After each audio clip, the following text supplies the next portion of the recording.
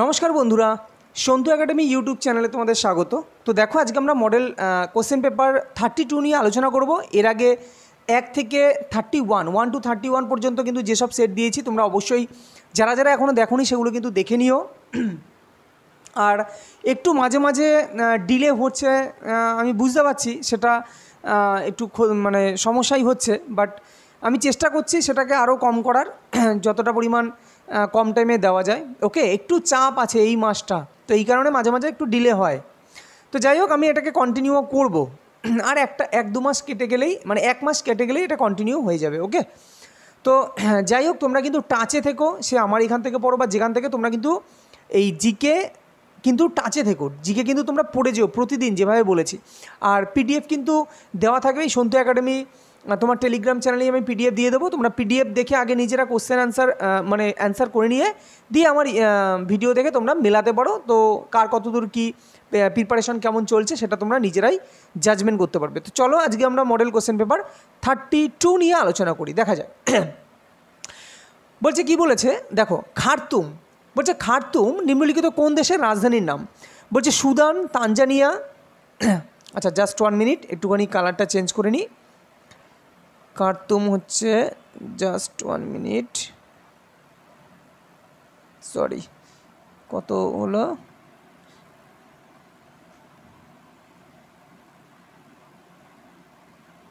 ওকে, চলো, colour change complete. হ্যাঁ, তাহলে খার্তুম কোন দেশের রাজধানী? বলছে সুদান, তানজানিয়া, উগান্ডা নাকি জাম্বিয়া? তো রাইট অ্যান্সার খার্তুম কিন্তু সুদানের রাজধানীর নাম হচ্ছে খার্তুম। ভীষণ গুরুত্বপূর্ণ সুদান। এখানে যদি বলি সুদান, যে আমাদের যে কি বলে ইউএনএসসি, তাই না, তার যে লাস্ট দেশ, মানে 193টা দেশ আছে, তো 193 যে তম দেশ সেটা হচ্ছে দক্ষিণ সুদান। ওকে, তো এটা মনে রেখো। তো এটা এখান থেকে একটা ইম্পর্টেন্ট একটা জায়গা। আচ্ছা, সুদানের যদি বলি মুদ্রা কি? সুদানিজ পাউন্ড তোমরা জানো। এবং তোমার সুদানের যে সংসদ সেটাকে বলা হয় মজলিস ওয়াতানি। এটা হচ্ছে ন্যাশনাল অ্যাসেম্বলি।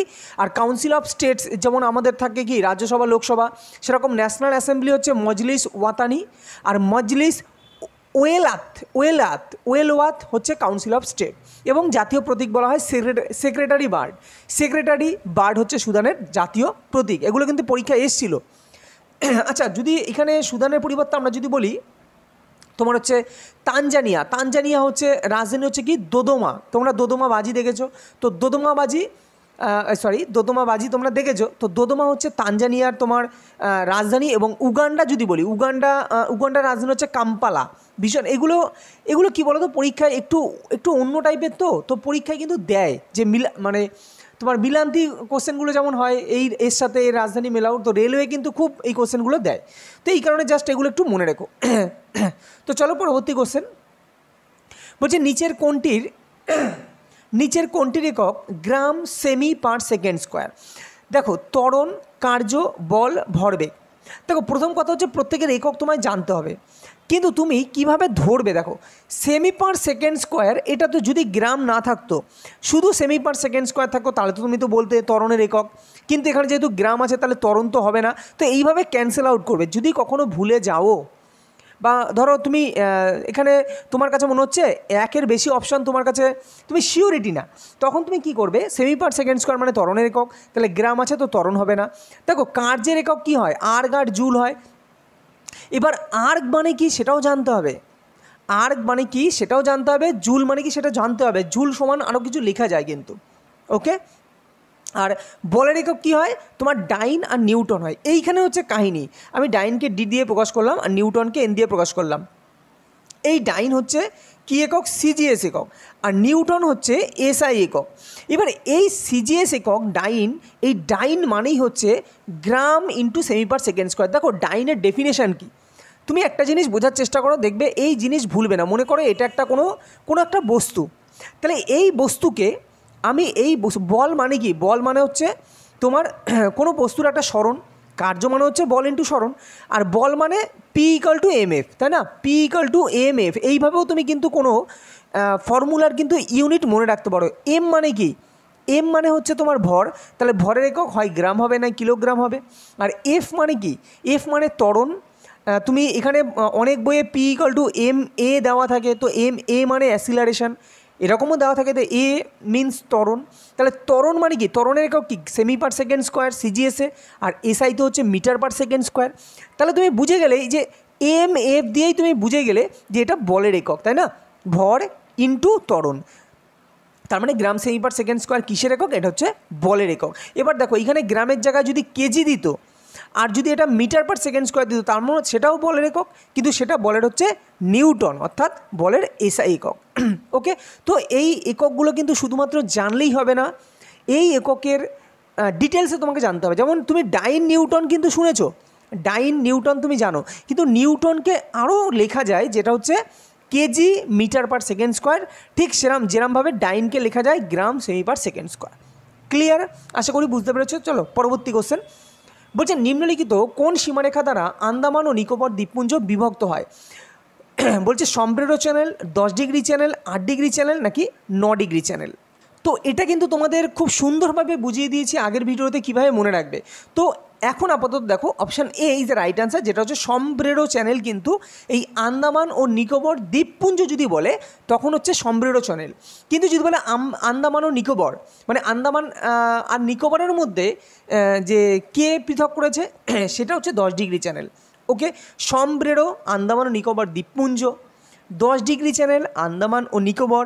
আচ্ছা 8 ডিগ্রি কি, 8 ডিগ্রি হচ্ছে ভারতের যে মিনিকয় দ্বীপ, ভারতের মিনিকয় দ্বীপ, আর হচ্ছে আমাদের মালদ্বীপ পার্শ্ববর্তী যে মালদ্বীপ হচ্ছে এশিয়ার মধ্যে সবথেকে ক্ষুদ্রতম প্রতিবেশী দেশ ভারতের ক্ষুদ্রতম প্রতিবেশী দেশ হচ্ছে মালদ্বীপ। তো এই যে ভারতের যে মিনিকয় দ্বীপ এবং মালদ্বীপ এর হচ্ছে 8 ডিগ্রি চ্যানেল। কীভাবে মনে রাখবে যে এটা 8 ডিগ্রি? আমি কি বলেছি, ভারতের ক্ষুদ্রতম প্রতিবেশী দেশ সেটা কোনটি, মালদ্বীপ। তাহলে 8 মানে দেখো একমাত্র আছেই হচ্ছে সম্প্রেরো আছে, মানে এই ডিগ্রির মধ্যে কে কে আছে, 9 ডিগ্রি আছে, মানে 8 ডিগ্রি আছে, 9 ডিগ্রি আছে, 10 ডিগ্রি আছে, ব্যাস এই তিনটে। তো তাহলে 8 হচ্ছে ক্ষুদ্রতম, তো ক্ষুদ্রতম মিল হচ্ছে একটা, মানে এইভাবে টেকনিক্যালি মনে রাখবে। তা 8 ডিগ্রি চ্যানেল হচ্ছে ভারতের মিনিকয় দ্বীপ ও মালদ্বীপ। আচ্ছা 9 ডিগ্রি চ্যানেল কি, তারপরে হচ্ছে আমাদের লাক্ষাদ্বীপ, ভারতের মিনিকয় দ্বীপ আর লাক্ষাদ্বীপ। তো লাক্ষাদ্বীপ তো ভারতেরই না, তো এর জন্য এটা 9 ডিগ্রি চ্যানেল এর পরেরটা। আর 10 ডিগ্রি চ্যানেল কি, আন্দামান ও নিকোবরের মধ্যে। আর সম্প্রেরো চ্যানেল কোনটা, আন্দামান নিকোবর দ্বীপপুঞ্জের মধ্যে। আর একটা একটু মনে রেখো যেটা হচ্ছে ডানকান প্যাসেজ, এটাও মনে রাখবে, গ্রেট আন্দামান আর লিটল আন্দামান এর মধ্যবর্তী হচ্ছে ডানকান প্যাসেজ। আশা করি তোমরা বিষয়গুলো বুঝতে পারছো এবং খুব সহজে মনে রাখার টেকনিকও কিন্তু বলে দিচ্ছি কীভাবে মনে রাখবে। লাক্ষাদ্বীপ কেন্দ্রশাসিত অঞ্চলটি কোন হাইকোর্টের আওতায় পড়ে? যেমন আমাদের কলকাতা হাইকোর্টের আওতায় যে কেন্দ্রশাসিত অঞ্চল পড়ে সেটা কোনটা, আন্দামান নিকোবর দ্বীপপুঞ্জ। ঠিক সেরকমভাবে এই যে লাক্ষাদ্বীপ যে কেন্দ্রশাসিত অঞ্চল সেটা কোন হাইকোর্টের আওতায় পড়ে? দেখো কলকাতা হাইকোর্ট তো হবে না, কেননা এইমাত্র বললাম এটা হচ্ছে আন্দামান নিকোবর দ্বীপপুঞ্জের তোমার কলকাতা হাইকোর্টের আওতায় পড়ে। তাহলে বোম্বে হাইকোর্ট হতে পারে, গুয়াহাটি হাইকোর্ট হতে পারে, কেরল হাইকোর্ট হতে পারে। তো তোমার জ্ঞানের ভাণ্ডার যদি বেশি থাকে তাহলে তুমি কিন্তু ক্যান্সেল আউট করতে পারবে, এটাও তোমার একটা সুবিধা। ওকে, তো রাইট অ্যান্সার কী হবে? Right answer option number D, অর্থাৎ কেরল হাইকোর্টের আওতায় কিন্তু তোমার এই লাক্ষাদ্বীপ শহরটি, কিন্তু এই লাক্ষাদ্বীপ যে কেন্দ্রশাসিত অঞ্চল সেটা কেরল হাইকোর্টের মধ্যে পড়ে। আচ্ছা এইখানে আরও কয়েকটা জিনিস জেনে নাও। দেখো যেমন বোম্বে হাইকোর্টের মধ্যে কারা কারা পড়ে, যেমন এখন তো জানো যে দাদরানগর হাভেলি আর দমন দিউ একসাথে করে দিয়েছে, তাই না, যেটা আগে আলাদা আলাদা ছিল, এখন কিন্তু দাদরা নগর হাভেলি আর দমন দিউ এটা কিন্তু একটাই কেন্দ্রশাসিত অঞ্চল। যেগুলো লেটেস্ট যেসব ফাংশন হয়েছে বা নতুন নতুন কিছু হয়েছে সেগুলো কিন্তু তোমরা অবশ্যই দেখে নিও।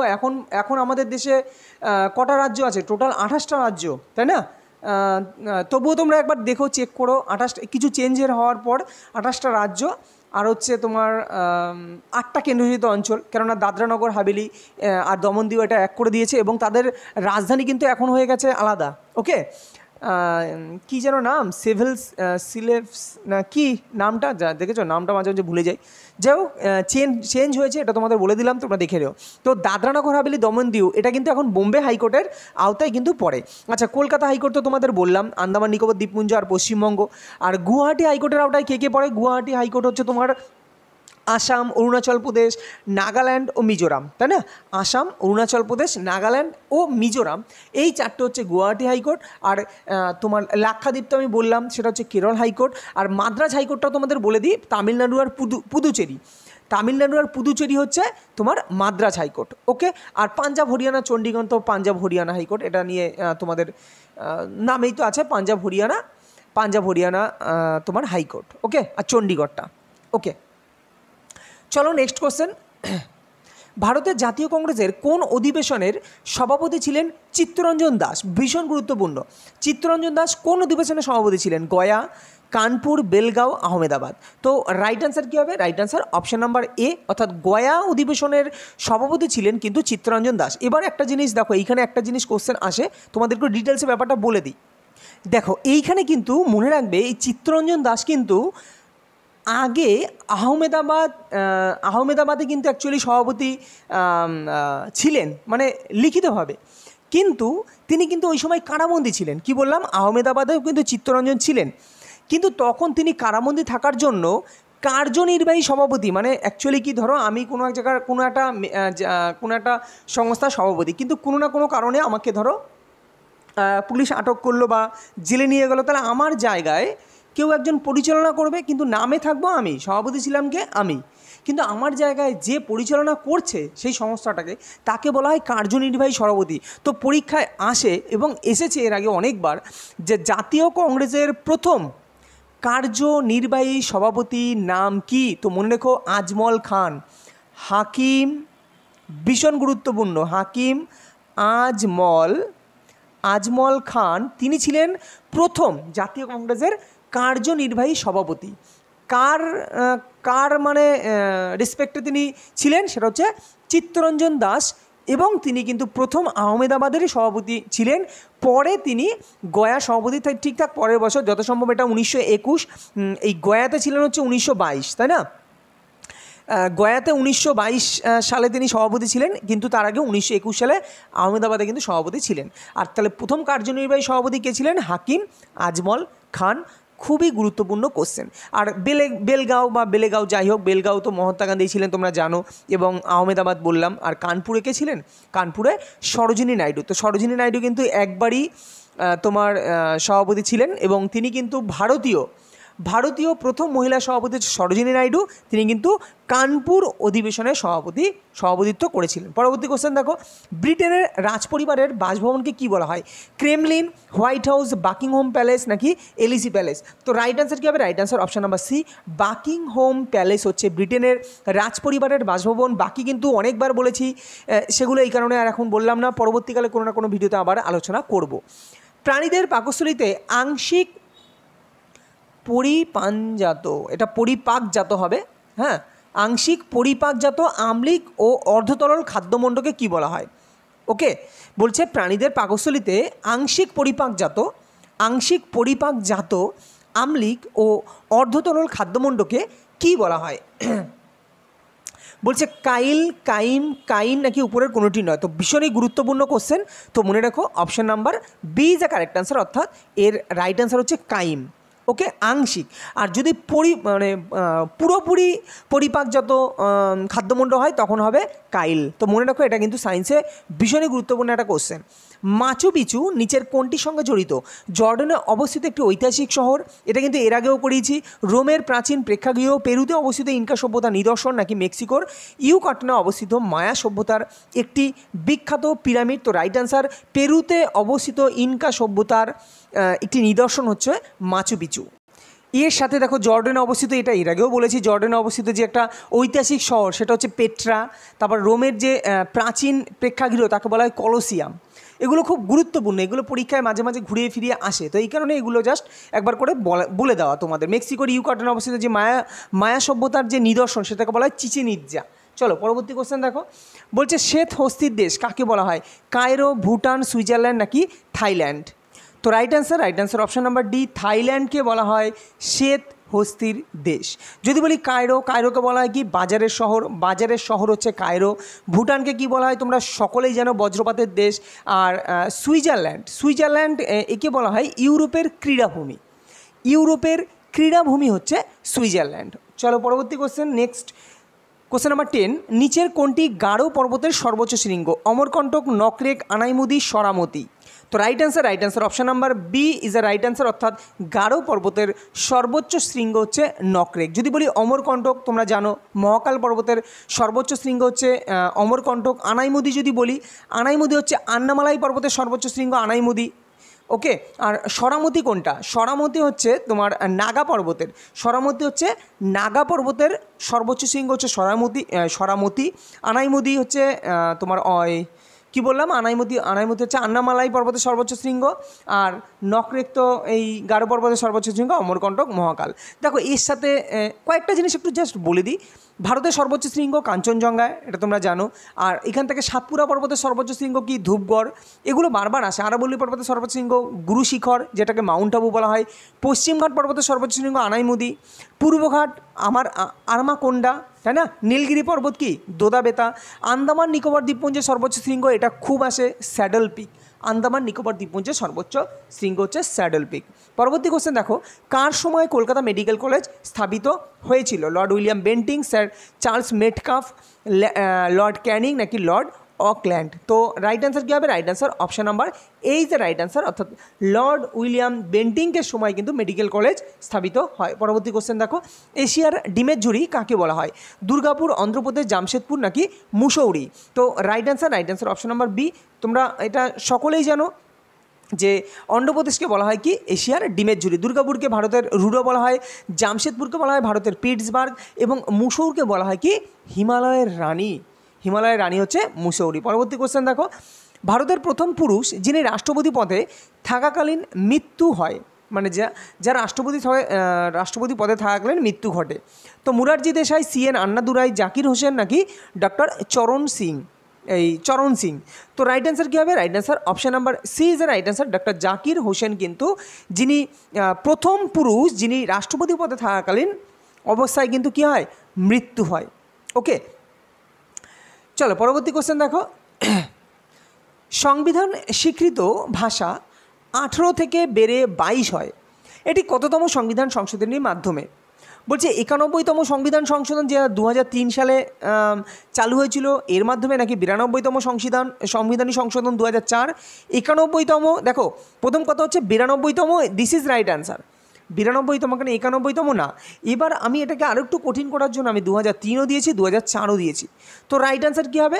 Right answer option number D is a correct answer, অর্থাৎ 92তম সংবিধান সংশোধন 2003 সালে যেটা চালু হয়েছিল, তার মাধ্যমে কিন্তু তোমার সংবিধান স্বীকৃত ভাষা 18 থেকে 22 হয়। এবার পরীক্ষায় তোমাদের দেয় যে এই যে 92তম সংবিধান সংশোধনীতে যে নিম্নলিখিত কোন ভাষাটি ইনক্লুড করা হয়েছে বা নেওয়া হয়েছে। তো তোমরা এই যে 4টে ভাষা ইনক্লুড করা হয়েছিল, সেই 4টে ভাষা আমাকে কমেন্ট বক্সে কমেন্ট করে জানিও যে 4টে ভাষা কী কী। চলো, এগুলো কিন্তু এর আগে আমি পড়িয়েছি 4টে ভাষা। ইসরায়েল ও হামাস সংঘর্ষের পরে ইসরায়েল থেকে ভারতীয়দের ফেরাতে ভারত একটি অপারেশন শুরু করে। তো সেই অপারেশনটার নাম কি? বলেছে অপারেশন বিজয়, অপারেশন ক্যাকটাস। আগামী যে কোনো পরীক্ষায় তোমরা এই কোশ্চেনটা কিন্তু পাবে, দেখে নিও। অপারেশন ব্ল্যাকবোর্ড নাকি উপরের কোনোটিই নয়? তো রাইট অ্যান্সার অপারেশন বিজয় কিন্তু তোমার অপারেশন বিজয় অ্যাকচুয়ালি করা হয় কী উদ্দেশ্যে? এই তোমার ইসরায়েল ও হামাসের মধ্যে সংঘর্ষেরই রিসেন্ট এখনও চলছে সেই যুদ্ধ। তো সেখান থেকে ইসরায়েল থেকে যে ভারতীয়দের ফেরানোর জন্য যে অপারেশন চালানো হয়, সেটা হচ্ছে অপারেশন বিজয়। এবং মনে রেখো যে ইউক্রেনে যখন যুদ্ধ হয়, ইউক্রেন আর রাশিয়া, তখনই কিন্তু ইউক্রেন থেকে ভারতীয়দের ফেরানোর জন্য একটা তোমার এরকম একটা অপারেশন চালু করে। তো সেই অপারেশনটার নাম কি? তোমরা আমাকে কমেন্ট বক্সে জানিও। পরবর্তী কোশ্চেন দেখো, নক্ষত্র এবং নাক্ষত্রিক বিষয়ক বিজ্ঞান চর্চাকে কি বলা হয়? অ্যাস্ট্রোনমি, অ্যাস্ট্রোলজি, অ্যাস্ট্রোনটিক্স নাকি অ্যাস্ট্রোফিজিক্স? তো right answer option number A, অর্থাৎ অ্যাস্ট্রোনমি। দেখো এটা অ্যাস্ট্রোলজি, অ্যাস্ট্রোনটিক্স। তো অ্যাস্ট্রোনমি হচ্ছে নক্ষত্র ও নাক্ষত্রিক বিষয়ক যে বিজ্ঞান চর্চা, সেটা হচ্ছে অ্যাস্ট্রোনমি। যদি বলি অ্যাস্ট্রোফিজিক্স কোনগুলো? যেটা পদার্থবিদ্যা এবং রসায়ন, অ্যাস্ট্রোফিজিক্স। এর ভিত্তিতে যে মহাকাশ গবেষণা, বা এটাকে বলা হয় নভপদার্থবিদ্যা, বাংলায় বলা হয় নভপদার্থবিদ্যা, সেটাকে বলা হয় অ্যাস্ট্রোফিজিক্স। আর অ্যাস্ট্রোনমি কি? দেখো অ্যাস্ট্রোনমি তো বললাম, অ্যাস্ট্রোনমি তোমার নক্ষত্র নাক্ষত্রিক। যেটা হচ্ছে অ্যারোনটিক্স কি? অ্যারোনটিক্স হচ্ছে মহাকাশ বিজ্ঞান। ঠিক আছে, ওটাও কিন্তু দেখো সবই কিন্তু মহাকাশের মধ্যেই পড়ছে, কিন্তু সামান্য সামান্য পার্থক্য আছে। যদি মহাকাশের নক্ষত্র নিয়ে তুমি বলো তখন হবে অ্যাস্ট্রোনমি, নক্ষত্র থেকে নমি। ঠিক আছে, এইভাবে মনে রাখতে পারো। আর তোমার অ্যাস্ট্রোলজি কি, অ্যাস্ট্রোলজি হচ্ছে সেটাও মহাকাশ মানে জ্যোতিষশাস্ত্র বিজ্ঞান, সেটাও তোমার মহাকাশের বিভিন্ন যে চন্দ্র গ্রহ, রাহু কেতু এইসব আছে তাদের নিয়েই চর্চা, তার মানে সবই মহাকাশের অন্তর্গত। তো অ্যাস্ট্রোলজি হচ্ছে জ্যোতিষশাস্ত্র বিজ্ঞান, আর অ্যাস্ট্রোনটিক্স হচ্ছে মহাকাশ বিষয়ক বিজ্ঞান, যার মধ্যে নক্ষত্র ফক্ষত্র এইসবও পড়ে। ক্লিয়ার? তো তার বিভিন্ন ছোট্ট ছোট্ট আলাদা আলাদা এর আলাদা পার্ট আছে। ওকে, চলো পরবর্তী কোশ্চেন দেখো। বলছে এশিয়ান ডেভেলপমেন্ট ব্যাংক এর সদর দপ্তর কোথায়? যেটা হচ্ছে ADB, Geneva, Washington DC, Manila, Vienna. তো right answer option number C is the right answer. আচ্ছা বলো তো, এই যে ম্যানিলা, এই ম্যানিলা এটা কোন দেশে অবস্থিত? এটা তোমরা কমেন্টে জানাও। অনেক কটা কোশ্চেন দিচ্ছি, তাতে কি হবে, তোমরা নিজেরা যত এই কোশ্চেনগুলো কমেন্টে লিখবে, এতে তোমরা জিনিসটা সম্বন্ধে সবসময় হয় যেভাবেই কমেন্টে একবার জিনিস লিখলে না সেটা বেশি দিন মনে থাকে, মনে রাখবে এই কথাটা। তো ম্যানিলা কোন দেশে অবস্থিত সেটা আমাকে জানাবে। তো সেখানে হচ্ছে এডিবির সদর দপ্তর। আর বর্তমানে এডিবির যে সদর দপ্তর, বর্তমানে তোমার কে আছেন? ঠিক আছে, বর্তমানে কে আছেন সভাপতি কে? তো সেটাও মনে রেখো, মাসাতসুগু আসাকাওয়া। লাল বাহাদুর শাস্ত্রী আন্তর্জাতিক বিমানবন্দর কোথায় অবস্থিত? গুয়াহাটি, বারাণসী, চেন্নাই, নিউ দিল্লি। তো রাইট অ্যান্সার কী হবে? Right answer option number B is the right answer, অর্থাৎ বারাণসীতে কিন্তু তোমার এই লাল বাহাদুর শাস্ত্রী আন্তর্জাতিক বিমানবন্দর অবস্থিত। নেক্সট কোশ্চেন, নিম্নের কোন ব্যক্তি সীমান্ত গান্ধী নামে পরিচিত? সর্দার বল্লভভাই প্যাটেল, তুমি তো জানো তাকে কী বলা হয়? সর্দার বল্লভভাই প্যাটেলকে লৌহমানব বলা হয়, দাদাভাই নৌরোজি, খান আব্দুল গফর খান আর গান্ধীজি। তো রাইট অ্যান্সার, আশা করি এটা সকলেই জানো, মুখস্থ হয়ে যাওয়ার কথা, খান আব্দুল গফর খানকে বলা হয় সীমান্ত গান্ধী। চলো, দাদাভাই নৌরোজিকে কী বলা হয়? Grand old man of India. Gandhiji তো মহাত্মা বলা হয়, বাবুজি বলা হয়। চলো পরবর্তী কোশ্চেন, ইন্ডিয়ান লীগ কে প্রতিষ্ঠা করেন? সুরেন্দ্রনাথ বন্দ্যোপাধ্যায়, শিশির কুমার ঘোষ, স্বামী দয়ানন্দ সরস্বতী নাকি রাজা রামমোহন রায়? তো রাইট অ্যান্সার অপশান বি, শিশির কুমার ঘোষ। ইনি কিন্তু ইন্ডিয়ান লীগ প্রতিষ্ঠা করেন কে? শিশির কুমার ঘোষ। এর সাথে তোমরা যদি সুরেন্দ্রনাথ বন্দ্যোপাধ্যায় বলি, সুরেন্দ্রনাথ বন্দ্যোপাধ্যায় কী করেছিলেন? ভারত সভা, তাই না? ভারত সভা কিন্তু সুরেন্দ্রনাথ বন্দ্যোপাধ্যায় প্রতিষ্ঠা করেছিলেন। আর স্বামী দয়ানন্দ সরস্বতী তিনি করেছিলেন আর্য সমাজ। দেখো, আর্য সমাজ স্বামী দয়ানন্দ সরস্বতী। আর প্রার্থনা সমাজ কে করেছিলেন? আত্মারাম পাণ্ডুরাম। কীভাবে মনে রাখবে? আমরা আত্মা দিয়ে প্রার্থনা করি, তো এটা কিন্তু ভোলার নয়, ভুলতে পারবে না কখনো। তো আত্মা দিয়ে প্রার্থনা করি, দ্যাট মিন্স তোমার আত্মারাম পাণ্ডুরাম প্রার্থনা সমাজ, আর আর্য সমাজ হচ্ছে স্বামী দয়ানন্দ সরস্বতী। যদি বলি রাজা রামমোহন রায় কী করেছিলেন? রাজা রামমোহন রায় হচ্ছে ব্রাহ্ম সমাজ। তো এই তিনটে একটু মনে রেখো, ব্রাহ্ম সমাজ রাজা রামমোহন রায়, আর্য সমাজ তোমার স্বামী দয়ানন্দ সরস্বতী, আর প্রার্থনা সমাজ হচ্ছে আত্মারাম পাণ্ডুরাং। এগুলো কিন্তু টেকনিক্যালি যত পড়বে তত মনে থাকবে। হোম রুল লীগ কে প্রতিষ্ঠা করেন? অ্যানি বেসান্ত এবং বালগঙ্গাধর তিলক, এই দুজন মিলিয়ে। তার মধ্যে কার বেশি, একটা কোশ্চেন দিয়েছিল একবার পরীক্ষায়, যে কোশ্চেনটা ঠিক মনে পড়ছে না, মানে এই দুজনের মধ্যে কেউ একজন এই হোম রুল লীগ গঠনের ক্ষেত্রে কার ভূমিকা বেশি, এরকম দিয়েছিল। ওকে, চলো পরবর্তী কোশ্চেন দেখো। নিচের কোন পদার্থটির অপর নাম পার্ল অ্যাশ? পটাশিয়াম হাইড্রোক্সাইড, যা সংকেত কি? Potassium hydroxide. এই সংকেতগুলো কিন্তু মনে রাখবে। আমি সায়েন্সের থেকে যা সাংকেতিক যে কোশ্চেন দিই, আমি কিন্তু সবকটা সংকেত কিন্তু লিখিয়ে দিই এবং তোমাদের সবসময় লিখিয়ে দিই, যাতে তোমরা এটা মনে রাখতে পারো। তো KOH হচ্ছে KOH, এটা হচ্ছে কি তোমার পটাশিয়াম হাইড্রোক্সাইডের সংকেত। পটাশিয়াম কার্বনেট হচ্ছে KCO3 potassium carbonate. Potassium nitrate হচ্ছে KNO3 পটাশিয়াম নাইট্রেট। আর পটাশিয়াম ক্লোরাইড হচ্ছে KCl। ওকে, এবার বলছে পার্ল অ্যাশ, এর রাসায়নিক নাম, এর অপর নাম কোনটি? তো রাইট অ্যান্সার হচ্ছে option number B, potassium carbonate, এর অপর নাম হচ্ছে পার্ল অ্যাশ। ওকে, চলো পরবর্তী question, culture in the vanity bag. বলছে culture in the vanity bag, এটি কার লেখা? Nirad C Chaudhuri, Nelson Mandela, কি বলছে AR নারায়ণ, NR নারায়ণ, আচ্ছা NR নারায়ণ মূর্তি, আর নাকি রাজেন্দ্র প্রসাদ? তো right answer option number A, অর্থাৎ নীরদ সি চৌধুরী। এনার বিখ্যাত একটি বই হচ্ছে culture in the vanity bag. তার আরও কয়েকটি বই আছে, যেমন এ প্যাসেজ টু ইংল্যান্ড, এটা খুবই ইম্পর্ট্যান্ট, পরীক্ষায় বারবার এসেছে এ প্যাসেজ টু ইংল্যান্ড। হ্যাঁ, একটা আছে এ প্যাসেজ টু ইংল্যান্ড, ঠিক আছে, এটা হচ্ছে নীরদ সি চৌধুরী। কিন্তু আর একটা আছে এ প্যাসেজ টু ইন্ডিয়া, আমার ঠিক মনে হচ্ছে না, এরকমই এ প্যাসেজ টু সামথিং কিছু একটা আছে, যার আর একটা আছে। ওকে, তো যাই হোক, তোমার নীরদ সি চৌধুরী বললাম এ প্যাসেজ টু ইংল্যান্ড, তারপরে হিন্দুইজম, সেটাও নীরদ সি চৌধুরী, তারপরে যেটা দিলাম আর একটা হচ্ছে দ্য কন্টিনেন্ট অফ সার্সি, ওকে, এটাও নীরদ সি চৌধুরী। এবং যদি বলি নেলসন ম্যান্ডেলা, তার একটি বিখ্যাত বই হচ্ছে তোমার long walk to freedom, long walk to freedom. আর একটা হচ্ছে the struggle is my life, the struggle is my life, এটা হচ্ছে নেলসন ম্যান্ডেলা। যদি ডক্টর রাজেন্দ্র প্রসাদের কথা বলি, তো ইন্ডিয়া ডিভাইডেড, এটা হচ্ছে ডক্টর রাজেন্দ্র প্রসাদ। এবং আর কে নারায়ণ যদি বলি, না এখানে তো আর কে নারায়ণ দিইনি, তোমার আর নারায়ণ মূর্তি তোমার হচ্ছে এই মুহূর্তে মনে নেই। তো এগুলো কিন্তু দেখে নিও, আমি যা যা দিয়েছি সেগুলো কিন্তু এর আগের পরীক্ষায়, মানে পরীক্ষা আসার উপর বেস করে কিন্তু আমি দিই, যেখান থেকে যা খুশি দিই না, যেগুলো আসার মতো। আর কিছু কিছু ইম্পর্টেন্ট যেগুলো ভবিষ্যতে আসতে পারে সেগুলোই কিন্তু দিয়ে থাকি। চলো পরবর্তী কোশ্চেন। বিদেশে ভারতের রাষ্ট্রদূত নিযুক্ত হন কার দ্বারা? এই যে বিদেশে আমাদের যে ভারতের রাষ্ট্রদূত নিযুক্ত হয়, সেটা কার দ্বারা নিযুক্ত হন? প্রধানমন্ত্রী দ্বারা, বিদেশমন্ত্রী দ্বারা, রাষ্ট্রপতি দ্বারা, না লোকসভার অধ্যক্ষ দ্বারা? তো right answer option number C, সেটা কিন্তু রাষ্ট্রপতি দ্বারা কিন্তু বিদেশে যে ভারতের রাষ্ট্রদূত নিযুক্ত হয় সেটা হচ্ছে রাষ্ট্রপতি দ্বারা। নবকুমার চরিত্রটি কার সৃষ্টি? শরৎচন্দ্র চট্টোপাধ্যায়, প্রেমেন্দ্র মিত্র, রবীন্দ্রনাথ ঠাকুর, নাকি বঙ্কিমচন্দ্র চট্টোপাধ্যায়? তো right answer option number D, Bankimchandra চট্টোপাধ্যায়ের একটি বিখ্যাত সৃষ্টি চরিত্র, সেটা হচ্ছে নবকুমার। ওকে, আরও বাকি বিভিন্ন আছে, তোমার শরৎচন্দ্র চট্টোপাধ্যায়ের আছে, রবীন্দ্রনাথ ঠাকুরের আছে, সেগুলো কিন্তু তোমরা দেখে নিও। এগুলো রাজ্যের পরীক্ষায়, এখন তো রাজ্যের পরীক্ষা তো হাইকোর্ট থেকে রায় দিয়েই দিয়েছে টোটালটা অফ। তো দেখো আগামী দিনে কিন্তু হবে, এই ওবিসির ঝামেলাটা মিটে গেলেই কিন্তু আবার পরীক্ষা হবে।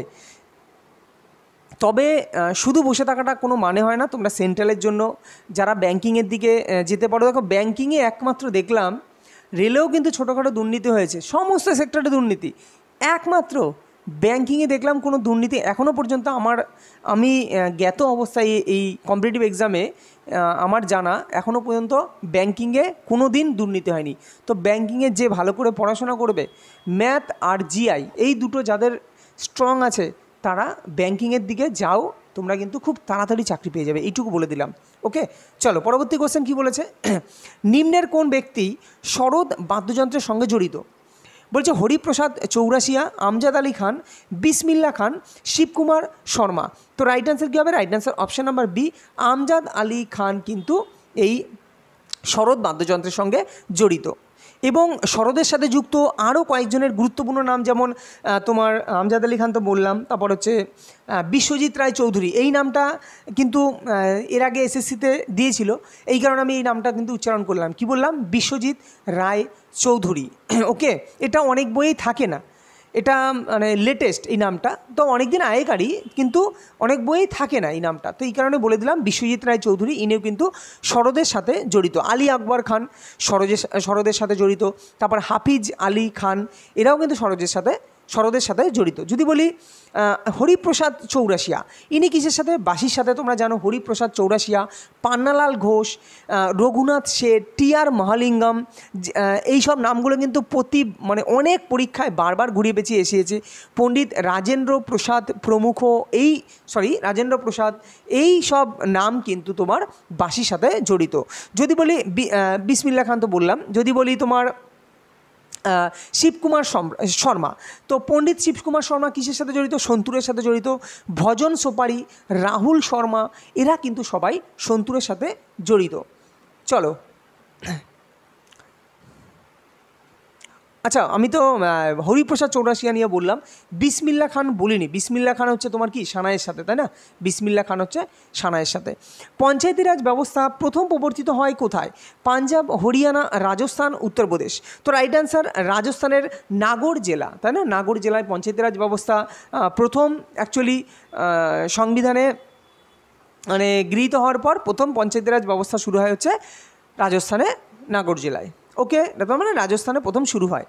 চলো পরবর্তী কোশ্চেন। এবং এই পঞ্চায়েতি রাজ ব্যবস্থা নিয়ে কিন্তু আমি এর আগে ডিটেলসে আমি কোনো না কোনো ভিডিওতে এত সুন্দর ডিটেলসে বলেছি যে পঞ্চায়েতি রাজ ব্যবস্থা নিয়ে যা কোশ্চেনই আসুক না কেন তোমরা সবটা পারবে। তো এই জন্যই বলি যে তোমরা আগের ভিডিওগুলো দেখো, দেখলে কিন্তু তোমাদের জিকে, আমি কথা দিচ্ছি মানে সত্যি বলছি, জিকে তোমাদের চিন্তাভাবনাই পাল্টে যাবে।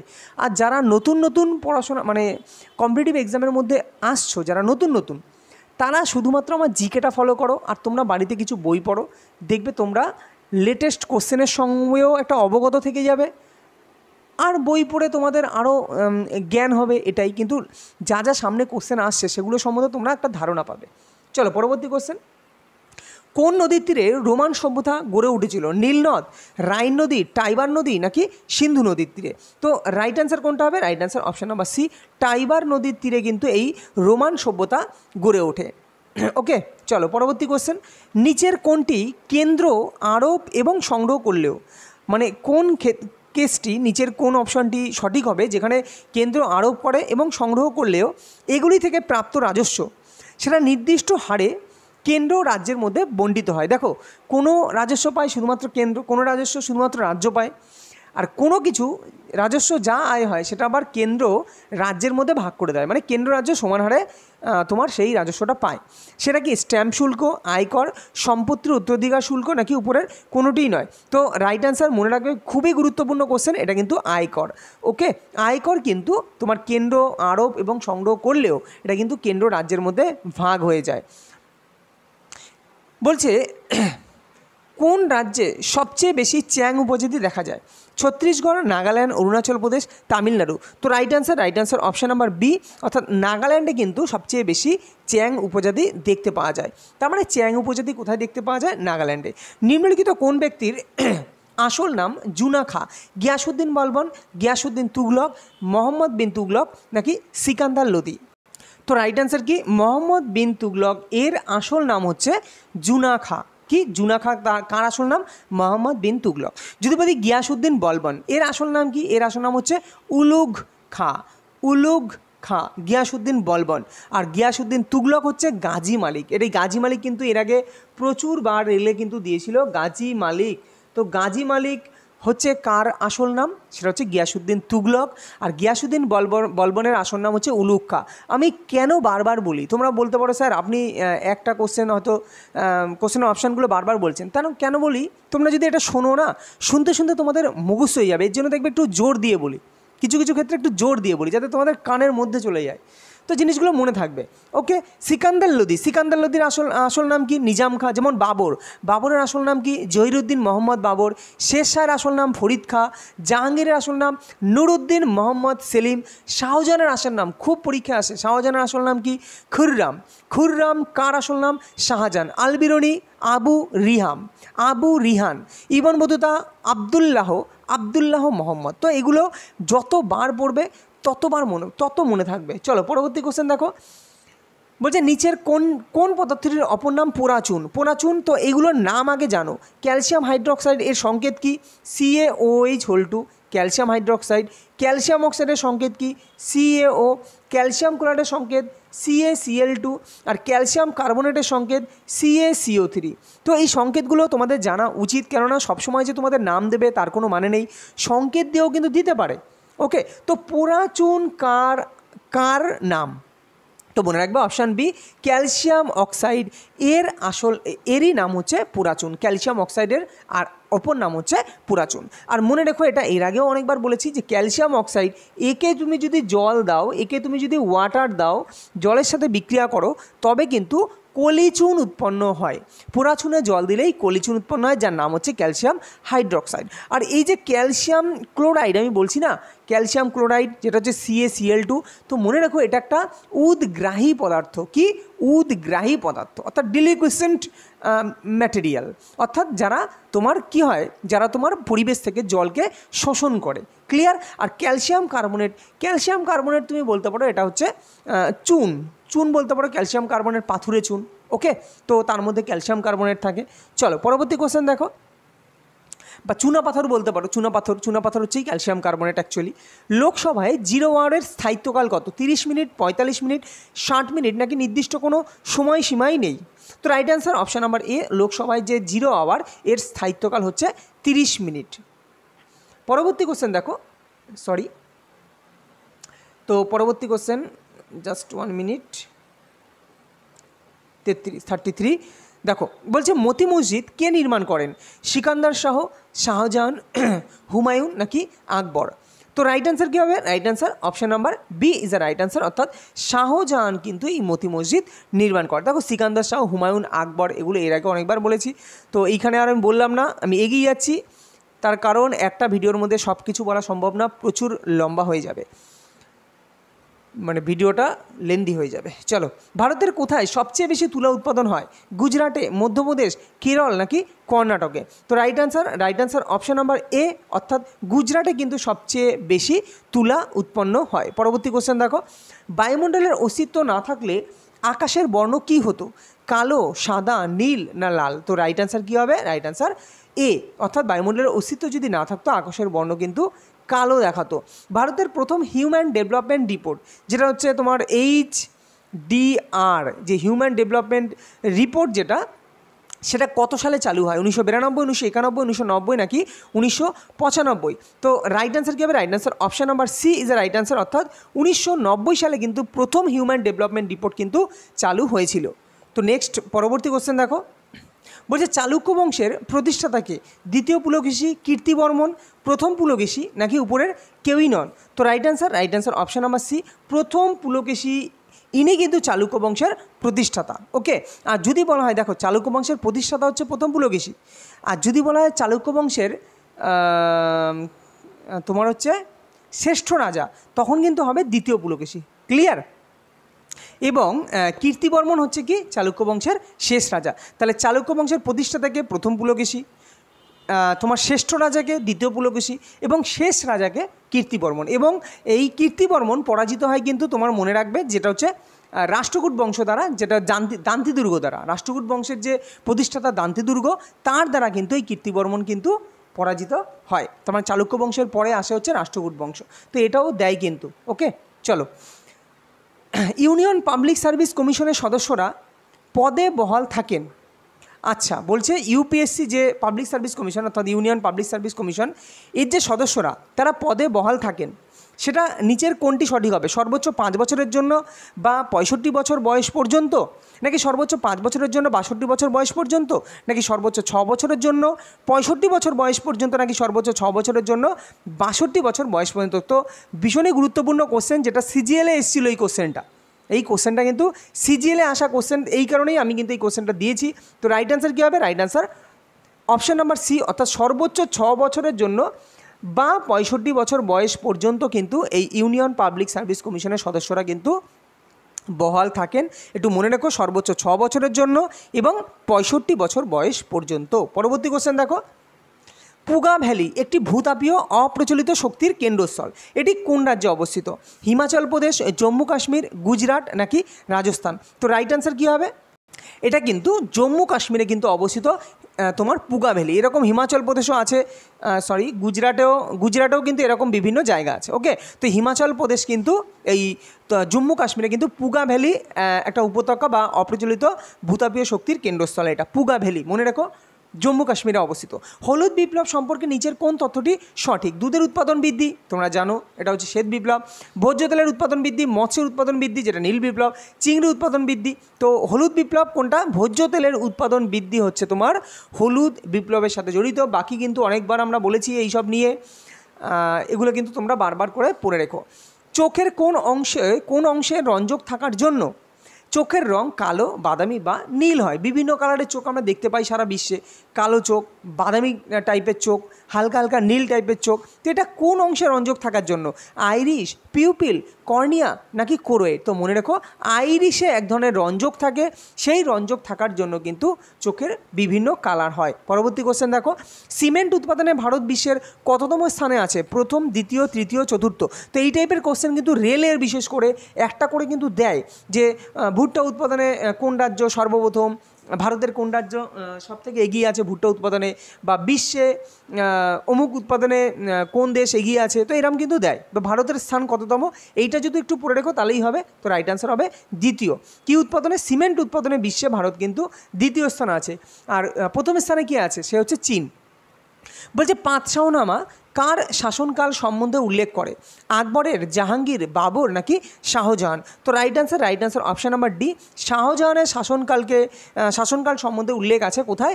পাঁচ শাহনামায়। পরবর্তী কোশ্চেন বলছে ডিওডিনাম মানবদেহের কোন অঙ্গের একটি বিশেষ অংশ? বলছে মস্তিষ্ক, অন্ত্র, যকৃৎ নাকি ফুসফুস?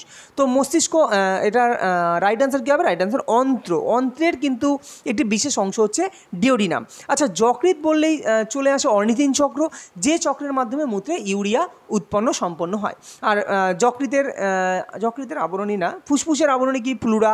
মস্তিষ্কের আবরণী মেনিনজেস। আর একটা আবরণী হচ্ছে কিডনির আবরণী হচ্ছে ক্যাপসুল। ওকে, চলো পরবর্তী কোশ্চেন। সংবিধানের 15তম খণ্ডে কী নিয়ে আলোচনা করা হয়েছে? অর্থাৎ 15 মানে হচ্ছে তোমার ত্রয়োদশ, চতুর্দশ, পঞ্চদশতম অংশ যেটা বলি আমরা, খণ্ড বা অংশ, পার্ট, যেটা ইংলিশে বলা হয় পার্ট 1, পার্ট 2, পার্ট 3। তো এই 15তম খণ্ডে কী নিয়ে আলোচনা হয়েছে? জরুরি অবস্থা, লোকসভা, সরকারি ভাষা নাকি নির্বাচন কমিশন? তো right answer option number D, এই 15তম অংশে কিন্তু নির্বাচন কমিশন নিয়ে আলোচনা করা হয়েছে। এরম টাইপের কোশ্চেনও কিন্তু দেয়, যে যেমন মৌলিক অধিকার কততম অংশে আলোচনা করা হয়েছে? মৌলিক অধিকার, তারপরে মৌলিক কর্তব্য, আরও যেসব আছে, যে ভারতের যে কেন্দ্রীয় সভা, এটা কততম অংশে আলোচনা করা হয়েছে? তো এই টাইপের তোমরা 1 থেকে 15 পর্যন্ত যে পার্টে যা আলোচনা করা হয়েছে সেটা কিন্তু তোমরা দেখে নিও। সবসময় যে আর্টিকেল দিয়েই কোশ্চেন দেবে তার কোনো মানে নেই, এই পার্ট দিয়েও কিন্তু কোশ্চেন খুব দেয়। চলো পরবর্তী কোশ্চেন। দুর্গাপুর স্টিল প্ল্যান্ট তৈরিতে ভারতের সহায়ক দেশ কোনটি? রাশিয়া, ব্রিটেন, জার্মানি নাকি উপরের কেউই নন? তো right answer option number B, অর্থাৎ ব্রিটেন কিন্তু এই দুর্গাপুর স্টিল প্ল্যান্ট তৈরিতে কিন্তু ভারতের সহায়ক দেশ। পরবর্তী কোশ্চেন দেখো, ভারতের কোথায় রবার গবেষণাগার অবস্থিত? চেন্নাই, সিমলা, টোকলাই নাকি কাট্টাম? তো রাইট অ্যান্সার কী হবে? Right answer option number D, অর্থাৎ কোট্টাম। এটা হচ্ছে ভারতের রবার গবেষণাগার। আচ্ছা, কোট্টামটা কোথায় আছে বলো তো? আচ্ছা, এটা তোমাদের জিজ্ঞেস করলাম না, তোমাদের অনেক কটা আমি চেয়েছি, প্রায় 3-4টে কোশ্চেন আমি কমেন্টে জানতে চেয়েছি। তো কোট্টাম আছে কেরলে, একটু মনে রেখো, কেরল। তো অনেক সময় যে কেরল সবসময় রাজ্য দেবে তার কোনো মানে নেই। রাজ্যের যে শহর অ্যাকচুয়ালি এই গবেষণাগারটা আছে, তো সেই শহরের নামও দিতে পারে। তো এটা কিন্তু কেরল। তো কেরলের কোট্টামে কিন্তু এই রবার গবেষণাগারটা আছে। চেন্নাই যদি বলি, চেন্নাইয়ে কী গবেষণাগার আছে? চেন্নাই হচ্ছে তোমার লেদার, যেটা হচ্ছে চামড়া গবেষণাগার, তাই না? লেদার গবেষণাগার, সেটা হচ্ছে চেন্নাই আছে। তারপরে তোমার কেরলে আর একটা গবেষণাগার আছে, যেটা হচ্ছে কাসারগড়। কেরলের কাসারগড়ে কিন্তু কফি গবেষণাগার আছে, তাই না? কেরলের কাসারগড়ে আছে। টোকলাইটা কোথায় আছে বলো তো? টোকলাই হচ্ছে তোমার আসামে আছে। আসামের জোরহাটের একটা জায়গা হচ্ছে টোকলাই, যেখানে হচ্ছে চা গবেষণা কেন্দ্রও আছে। আর কফি গবেষণাগার কোথায় আছে? কফি আছে তো বললাম কেরলের কাসারগড়। ওকে, আচ্ছা, কর্ণাটকে একটা গবেষণাগার আছে, কর্ণাটকে কিছু একটা আছে। কর্ণাটকেও তো তোমার কর্ণাটকে মনে হয় রেশম গবেষণাগার আছে। ওকে, চলো পরবর্তী কোশ্চেন দেখো। কোন সালে বন্দিবাসের যুদ্ধ হয়েছিল? একটা সাল থেকে কোশ্চেন থাকে। 1759, 1739, 1761 নাকি 1760? তো বন্দিবাসের যুদ্ধ কত সালে হয়েছিল? বন্দিবাসের যুদ্ধ হয়েছিল 1760 সালে। আচ্ছা, কার মধ্যে বন্দিবাসের যুদ্ধ হয়েছিল? এটা তোমরা কমেন্টে আমাকে জানিও, কার মধ্যে বন্দিবাসের যুদ্ধ সংগঠিত হয়েছিল। গরবা কোথাকার একটি বিখ্যাত নৃত্যশৈলী? তামিলনাড়ু, গুজরাট, অন্ধ্রপ্রদেশ নাকি কেরল?